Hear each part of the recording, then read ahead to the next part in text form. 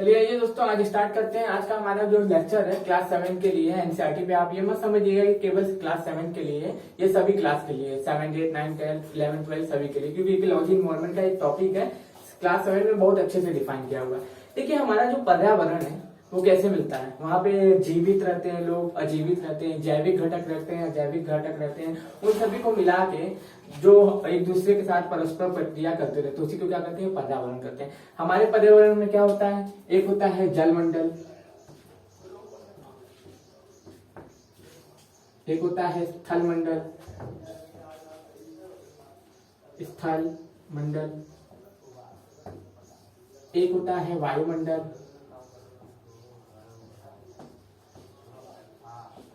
वायुमंडल।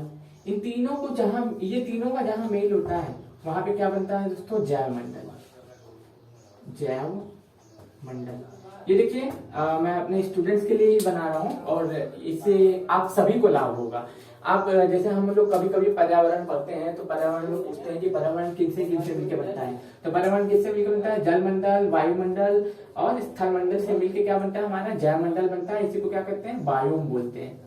इसको क्या बोलते हैं दोस्तों, बायोम बोलते हैं। देखिए क्या अगर इधर बनाना चाहे तो हाइड्रोस्फीयर, ठीक, हाइड्रोस्फीयर, लिथोस्फीयर, हाइड्रोस्फीयर, लिथोस्फीयर, और फिर उसके बाद होता है एटमोस्फीयर।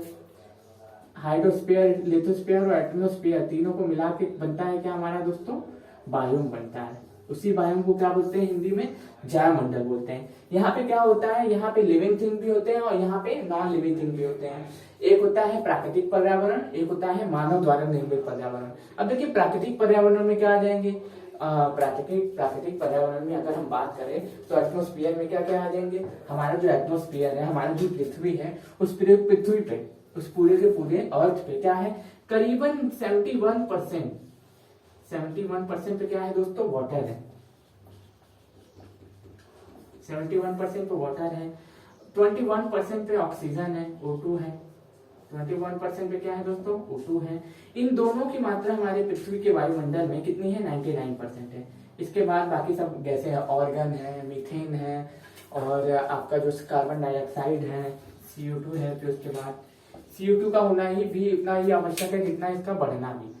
अगर ये ना हो तब भी दिक्कत, अगर हो तब भी दिक्कत। अगर ज्यादा मात्रा में हो तो दिक्कत है, अगर बराबर प्रॉपर मात्रा में हो तो इसमें दिक्कत नहीं है। देखिए मैं इसे बार बार आपको समझाऊंगा कि हमारा जो जैव मंडल है, हमारा जो पर्यावरण है, किनको किनको मिला के बनता है, जल मंडल, स्थल मंडल और वायुमंडल, तीनों को मिला के हमारा पर्यावरण बनता है, उसे बोलते हैं जैव मंडल। हमारे पर्यावरण में, हमारे पर्यावरण के वायुमंडल में कितनी परसेंट मात्रा में गैस है, 71% में क्या है, NO2 है, NO2 है, नाइट्रोजन है। 21% पे क्या है, ऑक्सीजन है, और CO2 की मात्रा हमारे वायुमंडल में 0.04% है वर्तमान में। अब देखिए इन दोनों गैसों को मिला लेते, इन दोनों गैसों को मिलाने के बाद ये 99% इनकी मात्रा हो जाती है। इसी तरीके से देखिए स्थल मंडल भी होता है। स्थल मंडल में कौन रहता है, स्थल मंडल में हम लोग रहते हैं, हम लोग के जैसे जीव जंतु रहते हैं, हम लोग के जैसे लोग रहते हैं, बिल्डिंग रहती है, मॉल्स रहते हैं, सिनेमा हॉल्स रहते हैं, स्टेडियम रहते हैं। ये सब हमें कहाँ मिलेंगे, ये हमें स्थल मंडल में मिलते हैं। और वायुमंडल, वायुमंडल में जैसे कि प्राकृतिक नेचुरली थिंग्स जो होते हैं, जैसे कि मान लीजिए पानी का बरसना हो गया, और बादल का गरजना हो गया, वायु का मिलना हो गया, और पर्यावरण में प्रदूषित गैसों का मिलना हो गया, सब कहाँ मिलेंगी, हमारे वायुमंडल में मिलेंगी। जल मंडल, जल मंडल में देख सकते हैं कि हम लोग के पृथ्वी पे अगर सबसे बड़ा कोई इकोसिस्टम है तो किसका है, जल मंडल का है। क्योंकि 71% पे मैंने बताया आपको कि क्या है, 71% पे क्या है, वाटर है। हमारे पृथ्वी पे 71% पे क्या है, वाटर है। और ये जो हम लोग के वायुमंडल में नाइट्रोजन की मात्रा है 78% है, और 71% पे वाटर है। उस वाटर में हम लोगों को सबसे बड़ा इकोसिस्टम देखने को मिलता है।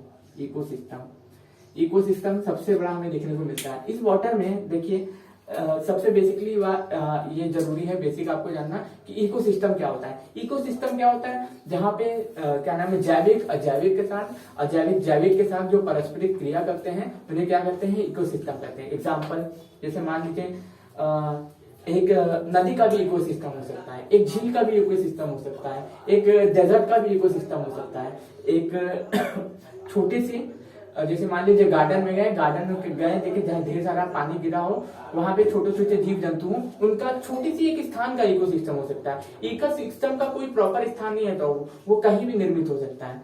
एक छोटा सा क्या नाम है 10 मीटर का एरिया भी इकोसिस्टम के अंतर्गत आता है। पूछे तो पृथ्वी पे सबसे बड़ा इकोसिस्टम कौन सा है, तो कौन सा है, उसका ओशियन का है।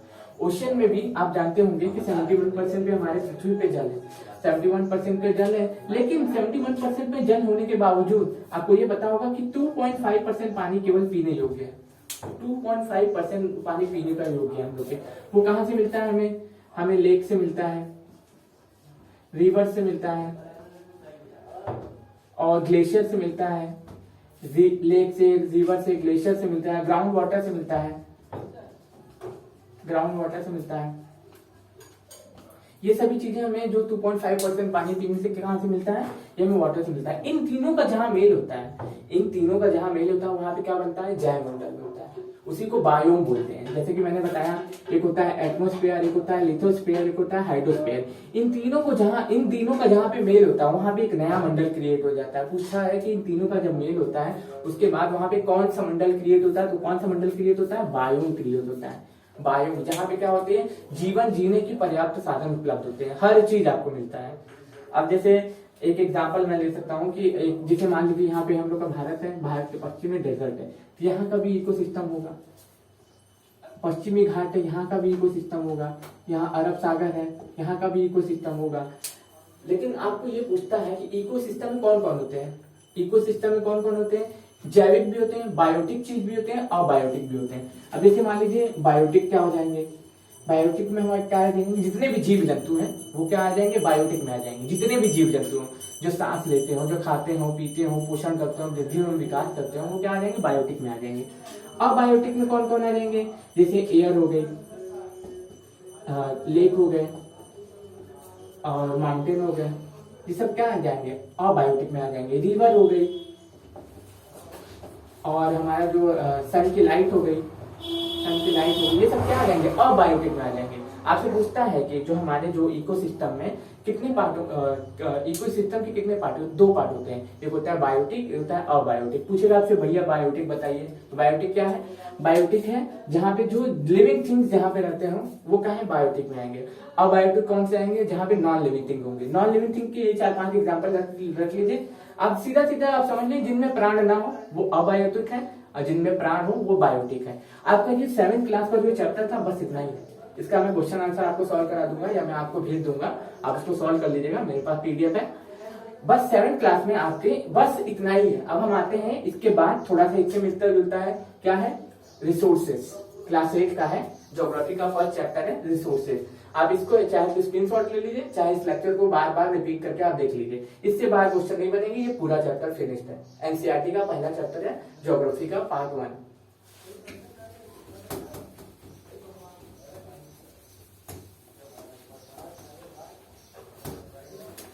अब देखिए दूसरा जो हमारा है क्लास 8 का है, ये क्या है,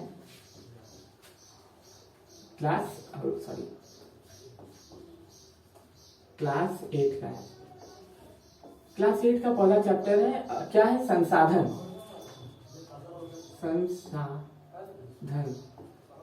अब ये संसाधन क्या होता है, इसी को रिसोर्सेज बोलते हैं। ऐसी कोई भी वस्तु जो हमारी आवश्यकताओं की पूर्ति करती है वो संसाधन है। जैसे अभी हमें जरूरत किसकी है, मार्कर की जरूरत है, इसलिए हम मार्कर से लिख रहे हैं।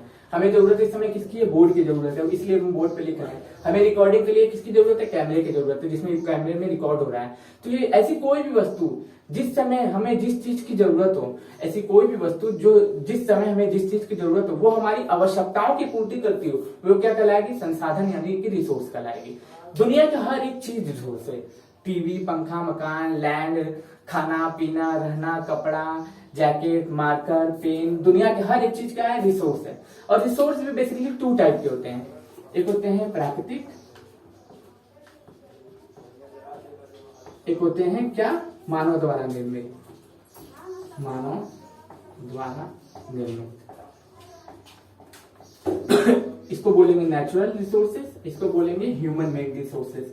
अब नेचुरल रिसोर्सेज में क्या आ जाएंगे, जैसा कि मैंने आपको बताया था, बायोटिक, अबायोटिक, आयोटिक, अबायोटिक इसमें पूरा आ जाएगा। प्राकृतिक में आप क्या आएंगे, एयर आ जाएगा, एयर आ जाएगा, माउंटेन आ जाएगा, माउंटेन आ जाएगा, सन की लाइट आ जाएगी, सनलाइट आ जाएगी, सनलाइट आ जाएगी, एयर, माउंटेन, सनलाइट, रिवर आ जाएंगे, आपको वो क्या नाम है, आपको ये भी आ सकता है, जितने भी आपको क्या नाम है भगवान के द्वारा दी चीजें हैं, जो गॉड के द्वारा दी गई चीजें हैं, जो हमें किसी ऐसी कोई भी चीज जो जिसको हमें जिसके लिए हमें पैसा ना चुकाना। अब जैसे मान लीजिए हम लोग को जो पेड़ पौधे से क्या मिलता है, ऑक्सीजन मिलता है, ऑक्सीजन मिलता है ना, तो ऑक्सीजन के हम लोग पैसा जो चुकाते नहीं है, ऑक्सीजन हमें फ्री ऑफ कॉस्ट मिलता है, तो वो क्या आ जाएगा, वो भी किस में आ जाएगा, आपको प्राकृतिक रिसोर्स में आ जाएगा। अब उसके लिए थोड़े ना हम कुछ करते हैं कि भैया हमें एक अब तबीयत खराब होती है, अगर मान लीजिए हमें कोरोना हो जाता है तो ऑक्सीजन लेनी पड़ती है, तो उस समय हमें पैसा चुकाते हैं, तो वो भी तो एक तरीके से हमें कहाँ से मिल रहा है, वो इकट्ठा स्टोर करते हैं तभी हमें उपलब्ध कराते हैं, वो भी एक तरीके से क्या है, नेचुरल रिसोर्सेज ही है, लेकिन उसको बाद में वो लोग क्या करते हैं, ह्यूमन मेड बना देते हैं, जैसे मानव द्वारा निर्मित, इसको ह्यूमन मेड बना देते हैं, सिलेंडर में पैक करेंगे, उसका पैसा लेंगे, फिर आपको चढ़ाएंगे, वो क्या आ जाएंगे, मानव द्वारा निर्मित। अब जैसे मान लीजिए मॉल है, बिल्डिंग है, घर है, पार्क है, ये सब क्या है, मानव द्वारा निर्मित है ना, रेलवे है, चलिए इस पे स्पेलिंग पे मत जाइए, रेलवे है, रेलवे है ये सब क्या जाएंगे, मानव द्वारा निर्मित। पंखा है, टीवी है, मकान है, रोटी है, ये सब क्या है, नेचुरल तरीके से तो बनता नहीं है। अब भगवान थोड़ी ना ऊपर रोटी बना के फेंकते हैं, भैया खा लो, भगवान तो केवल क्या देते हैं हम लोग को, क्या नाम है, बीज देते हैं, बीज से हम लोग एग्रीकल्चर करते हैं, वो भी नेचुरली उग जाता है, उसके लिए भी हम लोग पैसा पे नहीं करते हैं, लेकिन हाँ मेहनत करते हैं। तो बेसिकली अगर पूछेगा कि रिसोर्सेज के टाइप बताइए, तो रिसोर्सेज कितने टाइप के होते हैं, 2 टाइप के होते हैं, एक होता है ह्यूमन द्वारा निर्मित, एक होता है क्या, एक होता है नेचुरल, जो हमें फ्री में मिलता है। बस आपका ये चैप्टर खत्म। ये बहुत छोटा सा चैप्टर है, बेसिक चैप्टर है, धीरे धीरे आगे बढ़ते जाएंगे, थोड़ा टफ मिलते जाएगा, तो आप इसको समझिएगा कि रिसोर्सेज क्या होते हैं, रिसोर्सेज 2 टाइप के होते हैं, क्या, एक होता है ह्यूमन द्वारा, अरे मानव द्वारा निर्मित, एक होता है जो प्राकृतिक रूप से हमें मिल जाता है। तो चलिए आज का लेक्चर यही खत्म करते हैं। हमारे चैनल को लाइक करें, सब्सक्राइब करें और हमारे चैनल को आगे बढ़ाएं। धन्यवाद।